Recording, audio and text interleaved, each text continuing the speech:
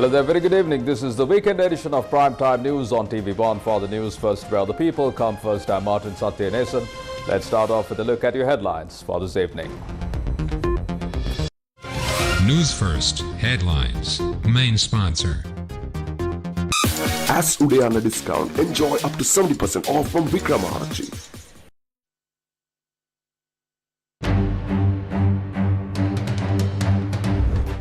President meets other state leaders at COP28, invites them to join International Climate Change University initiative. Diana, Sujit and Rohan suspended from Parliament for a month. Special permission to participate in budget vote. We'll build a society without fear of crime, says acting IGP. President can be impeached, MP Sumandiran tells Parliament. Depression over southwest Bay of Bengal intensifies. Naval and fishing communities issued advisory over engaging in activities in the sea.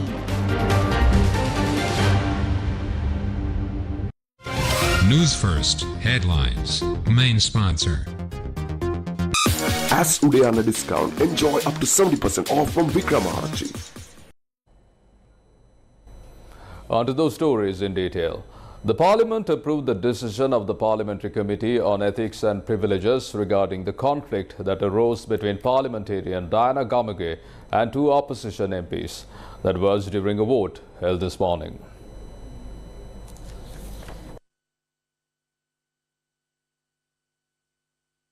A committee headed by Deputy Speaker Ajit Rajapaksa was appointed by Speaker Mahinda Apabewardena on the 20th of October to investigate the incident that occurred between Minister Diana Gamage and MPs Sujit Sanjay Pereira and Rohan Bandara. The committee's recommendation was to suspend Diana Gamage's parliamentary activities for 3 months, Sujit Sanjay Pereira's for 2 weeks and Rohan Bandara's for 1.5 months. The Speaker forwarded the report to the Parliamentary Committee on Ethics and Privileges, where the initial report was amended and a decision was made to suspend parliamentary activities of all 3 MPs for 1 month. These recommendations were tabled in Parliament today by the Leader of the House, Minister Dr. Susil Premajayantha, for parliamentary approval. පාර්ලිමේන්තු මන්ත්‍රී ගරු ඩයනා ගමගේ මහත්මිය පාර්ලිමේන්තු මන්ත්‍රී ගරු KG Sujith. It is recommended to the Parliament to suspend parliamentary activities of parliamentarians Diana Gamage, Sujit Sanjay Pereira and Rohan Bandara for 1 month. මාසික කාලයක් සඳහා අත්හිටවන බව මෙම පාර්ලිමේන්තුවේ යෝජනා කරයි. We object to see these recommendations and we are asking for an opportunity to express our views. We have also members in disciplinary committees in which Chamal Rajapaksa was also part of. Now he is also the head of committee that changed this ruling. I cannot imagine what is happening. What is this invisible force that is attempting to control the parliament? Please work towards preserving the integrity of the parliament. මේ පාර්ලිමේන්තුවේ ඉන්න ගොඩක් මන්ත්‍රීවරු හිතන් ඉන්නේ කතානායක වුණාමනේ Hitler වගේ කියලා. මේ 225ම ගහන්නවත් ගහන්න පුළුවන් පොරක් වගේ තමයි ඉන්න වෙලා තියෙන්නේ. සමහරව හිතන් ඉන්නේ සර්ව බලධාරී කියලා. Most of the MPs here are of the opinion that the position of Speaker is that of Hitler's. He is expected to act in a way in which he is able to control all 225 MPs. Some assume that the position of the Speaker consists of all powers possible. But we know the amount of pressure that comes on your way when you sit on your seat while the Parliament is on chaos. It is very hard to deal with that kind of pressure. When I went for a workshop in Korea, the wife of the Deputy Speaker in Africa was sitting next to me, asked me about my hair loss. She said many speakers and deputy speakers around the world are suffering from hair loss. කිරීමට දඬුවම් දෙන විදිය. මේ සමහර ඒවා 6 මාසයක් වෙනකන් ඒවත් තියෙනවා. නමුත් පාර්ලිමේන්තු බලතල හා වරප්‍රසාද පනතනෝ දෙන්න පුළුවන් මාසයක්. ගත දඬුවම මීට වඩා යම් පොඩි සංශෝධනයක් වුණා නම් හොඳයි කියලා මම අදත් විශ්වාස කරනවා. දෙන්න පුළුවන් උපරිම දඬුවම 1 මාසයක්. The maximum punishment is 1 month. But when there are a few situations that have occurred in isolation, the punishment can be extended to 6 months. As members of the Parliamentary Select Committee on Ethics and Privileges, myself along with Ranjit Madhuma Bandara and Kabir Hashim were of one opinion, and Chamal Rajapaksa, Jayantha Katagoda and Tharaka Balasuriya and Johnston Fernando were of another opinion. So this was a 3-4 decision.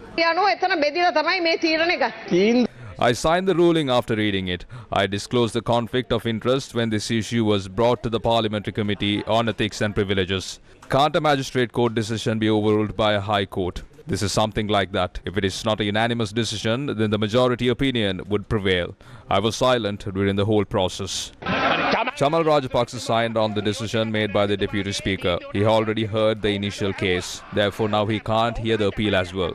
This is a fraudulent decision. A committee chaired by the Deputy Speaker Ajit Rajapaksa was appointed, and that said committee came to a specific decision. Honourable Speaker, it is disrespectful to you as well when the decision made by the committee appointed by you is overruled by the Parliamentary Committee on Ethics and Privileges. The most undesirable form of inequality is the attempt of showcase what is unequal as equal. This is a saying by Aristotle. The Mana Peruma touched the mace. The suspension was 1 month. When I was asking a question regarding the people responsible for the economic bankruptcy of the country, the person who grabbed my question paper was subjected to a suspension of 2 weeks. Where is the equality in this process? This decision is not fair on Sujit Pereira and Rohana Bandara because, as said in Parliament today, the chairman of Parliamentary Committee on Ethics and Privileges has signed off on the decision made by the committee chaired by Ajit Rajapaksa. If you are going to talk about discipline, we can talk about your entire family. I was at the Dematagoda police. Should I start talking? If I open my mouth, I can make many revelations.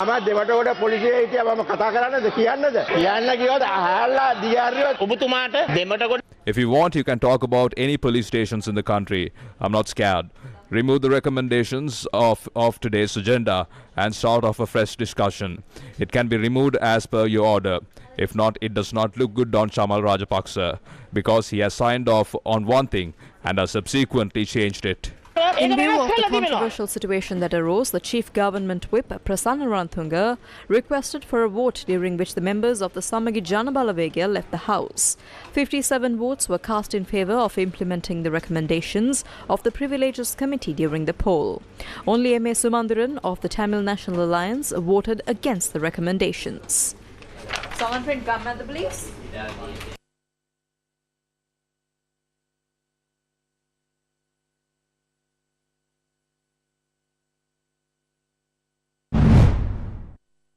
MP Sujit Sanjay Pereira and Rohana Bandara convened a media conference today.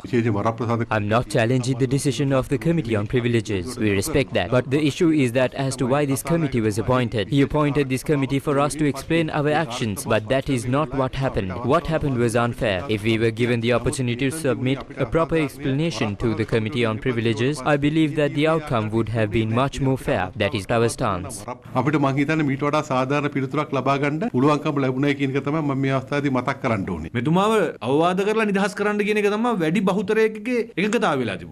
of them are of the stance that he must be advised and let go. He wanted to genuinely resolve this issue, but this decision seems like a joke.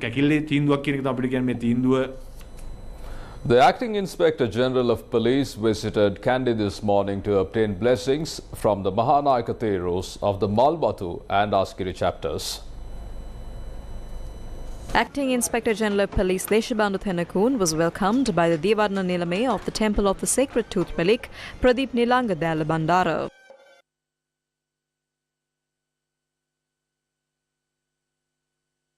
The acting IGP also visited the Most Venerable Tibbatuave Sri Sumangala Mahanayaka Thera of the Malwatu chapter. He also visited the Anunayaka of the Malwatu chapter, Most Venerable Dimbul Kumbure Vimala Dhamma Thera.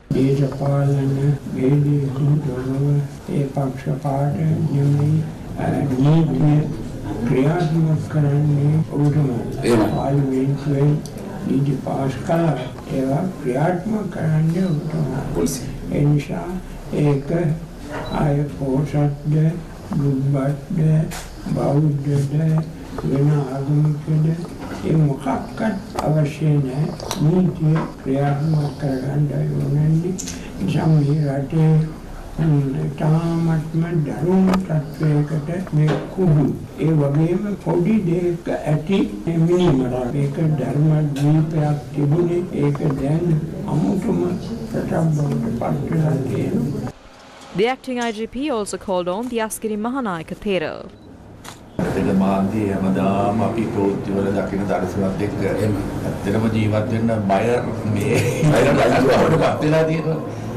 හැමදාම කපන කොටන මරණ වෙඩි තියෙන මේ වගේ තත්ත්වයකට රට නියමිතලා තියෙනවා මේක.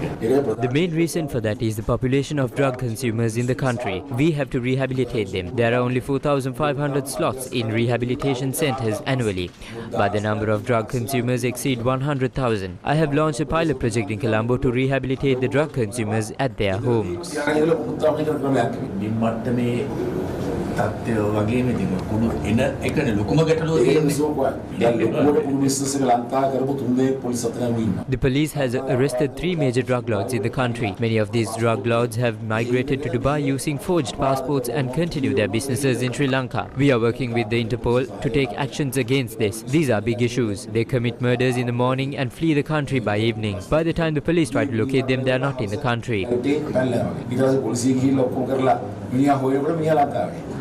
The acting IGP, Deshabanu Thenakun, also told reporters that his priority is to ensure national security. My priority and the major responsibility of my role is to ensure national security. Considering the situation globally, especially in Asia, it is a must that we work towards ensuring national security. Sri Lanka is also facing multiple issues due to the drug menace in the country. Students' lives are at risk. I am working on a new plan to eradicate the use of drugs. The police also receive reports on organized crimes, death threats, murders and even cases of bribes. I will work towards eradicating these situations. I will work towards building a society that the people can live in without fear.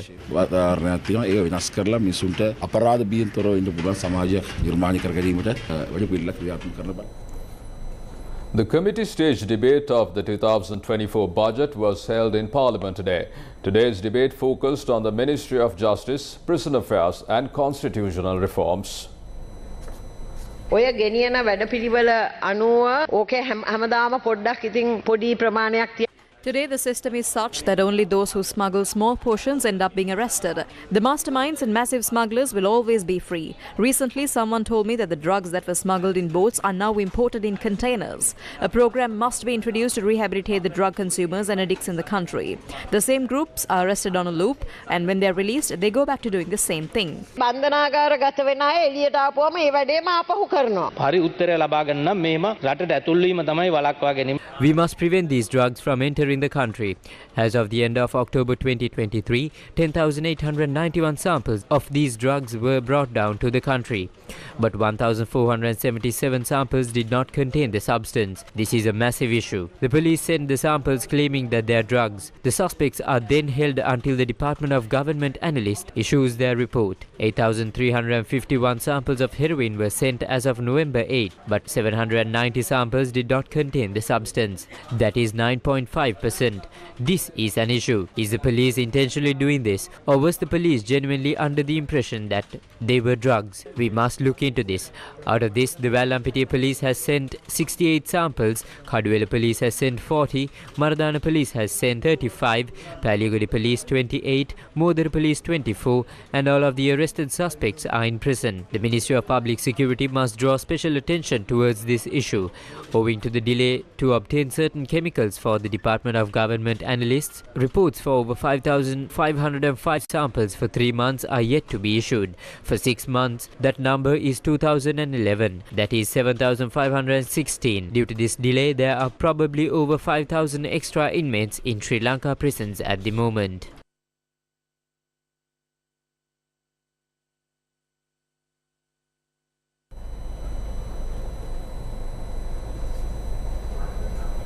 Leader of Jatika Jana Balawege, Anura Kumara Disanayaka, stresses that the rulers of the country are the same people who violate the constitution of the country.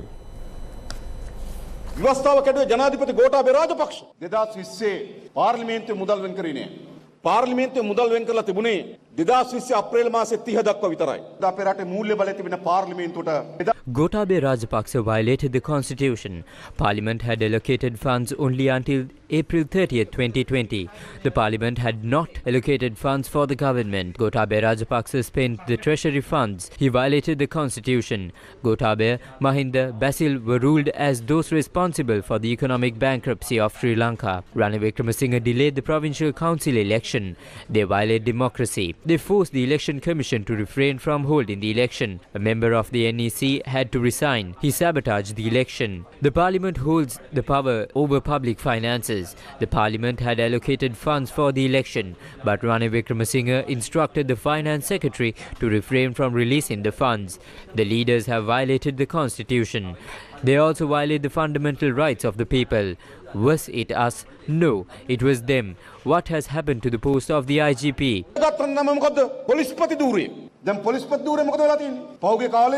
පොලිස්පති තනතුරට reload පොලිස්පති කෙනෙක් මතකද? එයි මේ වැඩ බලන මස් කට්ට එල්ලනවා තමන්ගේ ඉස්සරහින්. එල්ලලා කියන මොකද්ද? ස්ථීර කරන්න නම් කට්ටලෙව කාපා. They are always against democracy. They have always violated the constitution. They have always violated the judiciary. The need of the hour is a country with a strong constitution. NPP leader Anuru Kumar Dissanayake expressed these views while addressing the Kalkara District Conference of the NPP. President Ranil Wickremesinghe met with several state leaders on the sidelines of the United Nations Climate Change Conference or the COP28 summit in Dubai, United Arab Emirates. President Ranil Wickremesinghe engaged in bilateral talks with French President Emmanuel Macron on the sidelines of the COP28 summit in Dubai. The duo discussed the green transition of Sri Lanka's economy and strengthening France's engagement with the Indian Ocean Rim Association. President Wickremesinghe also invited the French president to join the International Climate Change University initiative. A meeting also took place between the president and the Indian Prime Minister Narendra Modi. The Prime Minister Modi posted on X that it is always wonderful to connect and discuss various issues. President Ranil Wickremesinghe also met with Prime Minister of Greece, Kyriakos Mitsotakis, on the sidelines of the COP28 summit. According to a post on X, the discussions primarily focused on fostering close relations between the two countries. The President also extended an invitation to the Prime Minister to make an official visit to Sri Lanka in the near future. President Ranil Wickremesinghe also engaged in bilateral talks with Brazilian President Lula da Silva. He invited Brazil to join the Tropical Belt Initiative as the issue impacts both Sri Lanka and Brazil. Meanwhile, President Ranil Wickremesinghe inaugurated the Climate Justice Forum at the United Nations Climate Change Conference or the COP28 summit. The move emphasizes on the crucial importance of addressing climate issues with a sense of justice and equity. The President was supported by the United Nations Environment Programme Executive Director and Uganda's Minister of Health. President Ranil Wickremesinghe says that Sri Lanka is planning to speed up its net zero campaign from 2050 to 2040. He was speaking in an interview with Bloomberg TV on the sidelines of the COP28 summit in Dubai, UAE. We will have about 100 gigawatts finally of solar wind power available, which is far more than our needs. So it's a question of investing, and the investors will be able to at some stage export it, either in the form of green hydrogen or into India. We are having energy connectivity to India. Just once we start, which we have already done with 2 or 3 investors we are negotiating, other will come in. I think there is hunger for good investments, and especially a country like Sri Lanka, where we'll have excess energy available. How quickly could that come, that you're doing so much green energy? It will take a bit of time. We have started the connectivity. We just agreed on it a few months ago. India will have a big demand. I mean, there's already Bangladesh, Bhutan and Nepal are connected to India. So that's one. But then we find we will have sufficient even for other purposes. Sri Lanka also has its economic challenges. So by getting green investment, could that propel actually GDP? It will certainly help us with the GDP, but it's a commitment that we get to 1.5 degrees Celsius. Sri Lanka is also planning to speed up its net zero campaign from 2050 to 2040. MP M.A. Subanthiran says that President Ranil Wickremesinghe can be impeached. He was responding to a recent statement made by the President in Parliament over the Constitutional Council. On the 24th of November, His Excellency the President came into this House and he read from some determinations of the Supreme Court, and he asserted that the Constitutional Council is part of the executive. He said 17th Amendment to the Constitution has established the Constitutional Council as a part of the executive. That is wrong. The aborted 18th and the 19th Amendment, which was never passed in this House, which during his tenure as Prime Minister he brought to clip the wings of the executive president at that time. He was reading from those determinations and claiming that they were part of the 17th Amendment determination.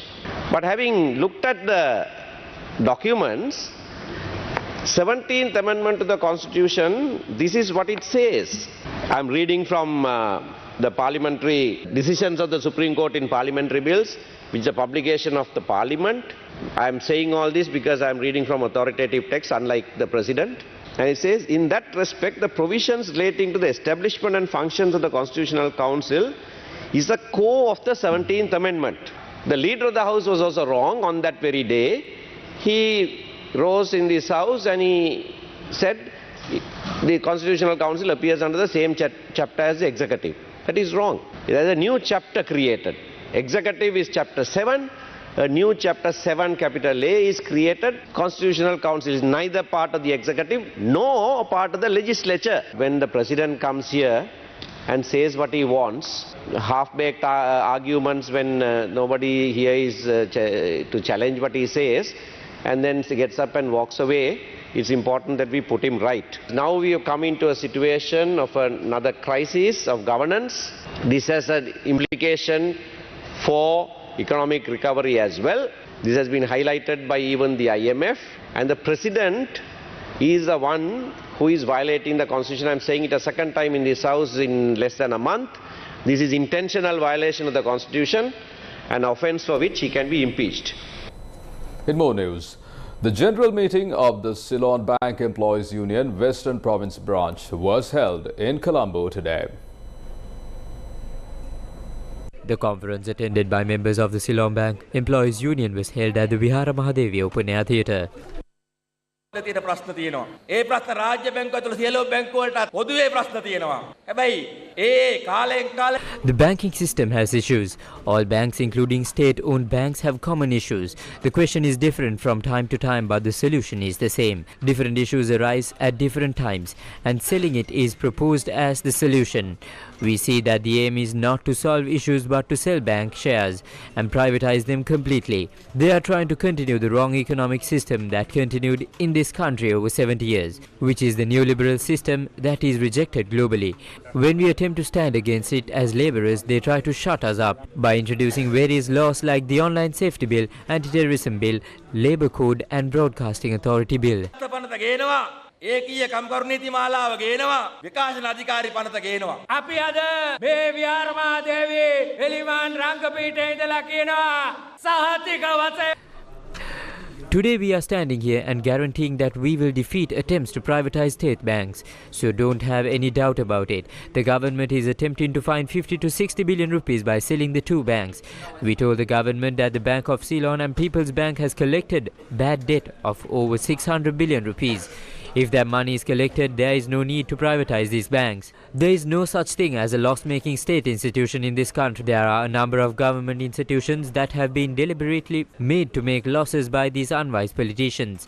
These institutions are maintained by the Bank of Ceylon and the People's Bank. Today, as the Bank of Ceylon has given 1,000 billion rupees to the state institutions that incur losses, while the People's Bank has given 700 billion rupees. Those are not repaid by the Treasury. We will join any faction to defeat the government's effort to privatize these state banks. අද රාජ්‍ය ආයතන වලට දීලා තියෙනවා ලංකා බැංකුව රුපියල් බිලියන 1000ක්.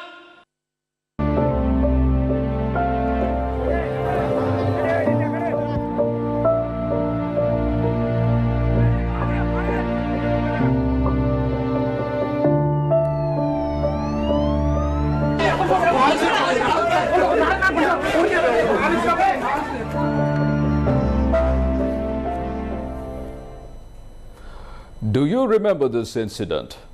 Exactly 2 years and 1 week ago, that is 105 weeks ago, 8 people, including school children, lost lives due to a ferry capsizing in Kenya.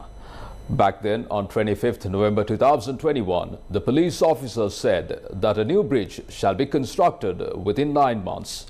This is the situation there today. The promise of a new bridge is still unfulfilled, even though 2 years have passed since the incident that claimed lives of 8 innocent people. The old bridge is completely damaged as of now. This is the current situation of the Kurinchakarni Bridge in Kenya. Travelling across the bridge is completely prohibited due to its dangerous nature. The people who live in Kurinchakarni, an area with a population of over 50,000 people, have been hoping for the past 2 years that this bridge will be constructed one day. Speaking on the 23rd of November, during the second memorial of this tragedy, Divisional Secretary of Kenya said that money has been allocated for the construction of the new bridge. The rainy season has once again begun in the northern and the eastern provinces. It is against such a backdrop that the authorities who failed to construct the bridge even 2 years after the tragedy are now asking for a further year to complete the construction of this bridge. What happened to the promises made by the authorities for many years on building this bridge? Isn't it the duty of the authorities to protect people's lives? The Department of Meteorology advises the fishing and naval communities to refrain from sailing in the sea areas of the coast extending from Mannar to Pottuவில் via Kankasanturai, Trincomalee and Batticaloa for the next 48 hours. The Meteorological Department has also issued the warning due to the presence of a deep depression over southwest Bay of Bengal. It is expected to develop into a cyclonic storm by tomorrow. The department adds that this deep depression is expected to move towards North Tamil Nadu coast of India by Monday. More news. Milinda Muruguda was appointed as the chairman of the Sangrakshana Sabhava of the Kotte Sri Kalyani Samagri Dhamma Maha Sangha Sabhava. The letter of appointment was presented to him this afternoon at the Kotte Rajamahaviharaya. The occasion of handing over the letter of appointment to the former Sri Lankan High Commissioner to India, Milinda Muruguda, was graced by the chief incumbent of the Kotte Sri Kalyani Samagri Mahasangha Sabhava, the Most Venerable Ittapane Dhammalang Mahanayaka Thero. The Sanrakshana Sabhava was established by the Mahaviharaya Vanshika Sri Kalyani Samagri Mahasangha Sabhava for the expansion and preservation of Buddhism.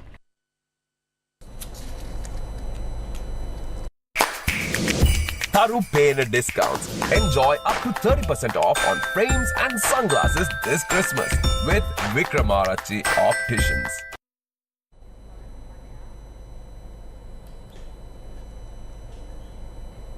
The USAID and the PUCSL have partnered together to enhance transparency with the development of an electricity dispatch database and dashboard for Sri Lanka.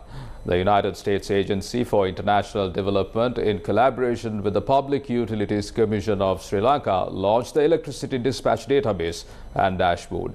USAID, in a statement, said the online platform will enhance transparency in the management of Sri Lanka's power distribution through a visualization platform.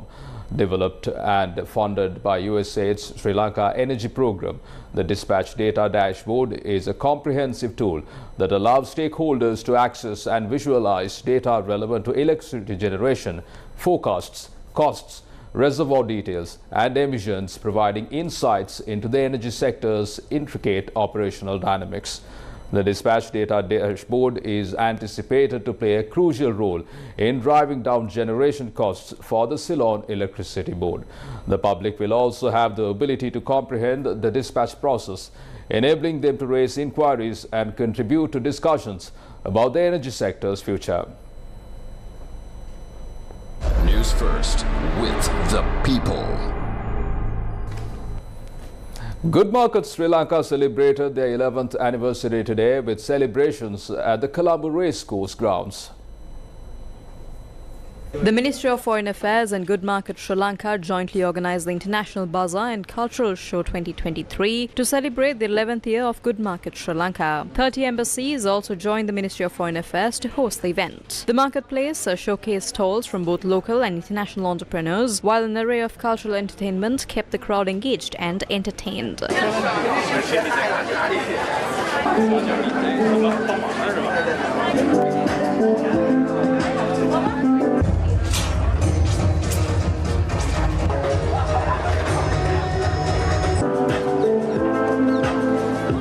Proceeds from the event will be donated to the Lady Ridgeway Hospital for Children.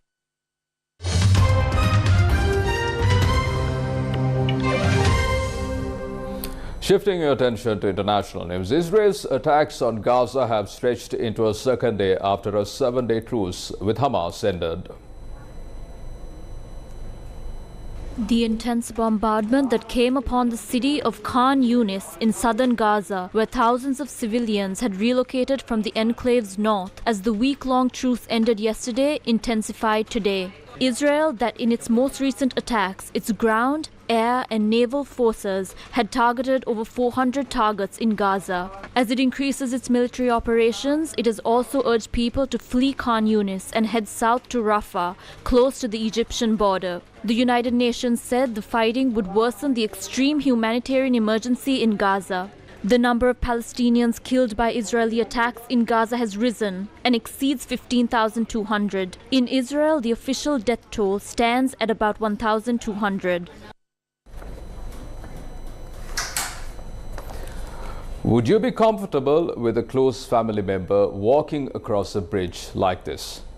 I doubt anyone would like to see their loved ones taking such a life-risking trip.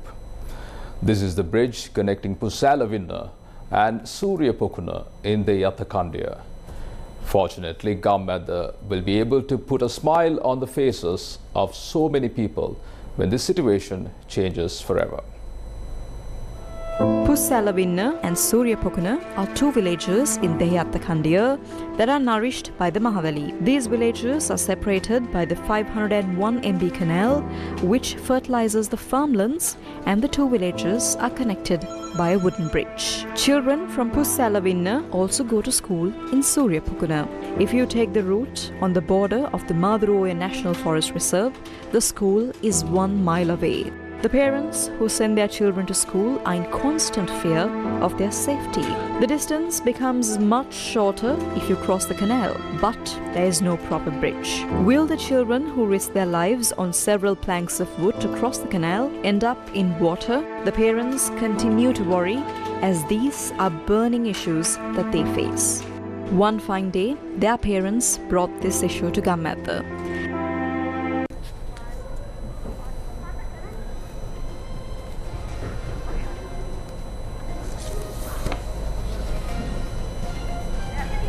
From that, we bring to a close this edition of Primetime News on TV1. For details of these stories and much more, simply log on to our website www.newsfirst.lk. For the News First, where the people come first, I'm Martin Sattines, and you take care and good night.